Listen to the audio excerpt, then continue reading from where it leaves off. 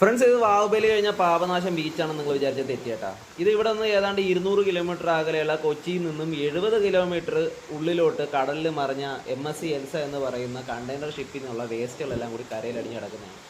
അപ്പോൾ ഇത് സംഭവം പ്ലാസ്റ്റിക്കിൻ്റെ പെല്ലറ്റാണ്. അവിടെ പ്ലാസ്റ്റിക്കിലെ സാധനങ്ങൾ ഉണ്ടാക്കാൻ ഉപയോഗിക്കുന്ന പോളിത്തീൻ, പിന്നെ പോളിപ്രൊപ്പലൈൻ അങ്ങനെ തുടങ്ങിയ മെറ്റീരിയലിനുള്ള പെല്ലറ്റായിട്ട് വരുന്നതാണ്. ഇതെല്ലാം ചാക്കുകൾ പൊട്ടിയും ചാക്കുകളായിട്ടൊക്കെ ഇവിടെ ബീച്ചിൽ അടിയുന്നുണ്ട്.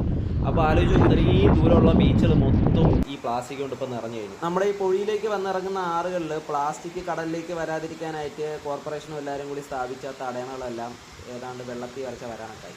ഇപ്പോൾ ആ കടലിൽ മീനിനെക്കാട്ടി കൂടുതൽ പ്ലാസ്റ്റിക് ആയിക്കാണ് എന്തായാലും. മറിഞ്ഞ കണ്ടെയ്നറുകൾ എന്തൊക്കെയോ അപകടം പിടിച്ച സാധനങ്ങളുള്ളതുകൊണ്ട് നമ്മൾ അതിൻ്റെ അടുത്ത് പോകരുതെന്നും തുടരുന്നൊക്കെയാണ് നിർദ്ദേശം. പിന്നെ ഇവിടെ രാവിലെ പോലീസ് വന്നിരുന്നു, അവർ നോക്കി വലിയ പ്രശ്നമുള്ള സാധനമൊന്നും ഇവിടെ ബീച്ച് ചെയ്തിട്ടില്ല.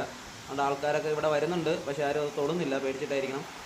അപ്പോൾ നമ്മുടെ ഈ പ്ലാസ്റ്റിക് സാധനങ്ങൾ ഇനി ഇവിടെ ബീച്ചിൽ കിടന്ന് വെയിലടിച്ച് പൊടിഞ്ഞ് മൈക്രോ പ്ലാസ്റ്റിക്കുകളായി കഴിഞ്ഞാൽ ഇപ്പോൾ ഉള്ളതിൻ്റെ പ്രശ്നം ഇരട്ടിയാവും. അതിനു മുമ്പ് ഇത് ഇവിടെ നിന്ന് ആരെങ്കിലുമൊക്കെ മാറ്റിയാൽ കൊള്ളാം. അപ്പോൾ അതിൻ്റെത് വേണ്ടുന്ന രീതിയിൽ എന്തെന്ന് വെച്ചാൽ കോർപ്പറേഷൻ ചെയ്യുമെന്ന് തോന്നുന്നു. പിന്നെ പ്ലാസ്റ്റിക്കിനെ പേടിച്ച് ആരും മീൻ തിന്നാതിരിക്കേണ്ട, കാരണം മീൻപിടുത്തക്കാർ പിന്നെ പട്ടിണിയാവും. അതുകൊണ്ട് ഈ പ്ലാസ്റ്റിക് ഓൾറെഡി കടലിൽ ആവശ്യത്തിൽ കൂടുതൽ പ്ലാസ്റ്റിക് ഉണ്ട്, മൈക്രോ പ്ലാസ്റ്റിക്കും ഉണ്ട്. അത് മീനിൻ്റെ ദേഹത്തുണ്ട്, മീനിൻ്റെ ദേഹത്ത് മൈക്രോ പ്ലാസ്റ്റിക്കുകൾ നമ്മൾ കഴിക്കുന്നുമുണ്ട്. അപ്പോൾ ഇത് അതിൻ്റെ വ്യാപ്തി ഒന്ന് കൂട്ടുന്നേ ഉള്ളൂ, അല്ലാതെ ഇത് പുതിയൊരു പ്രശ്നമുള്ള കാര്യമായിട്ട് ആരും കാണണ്ട.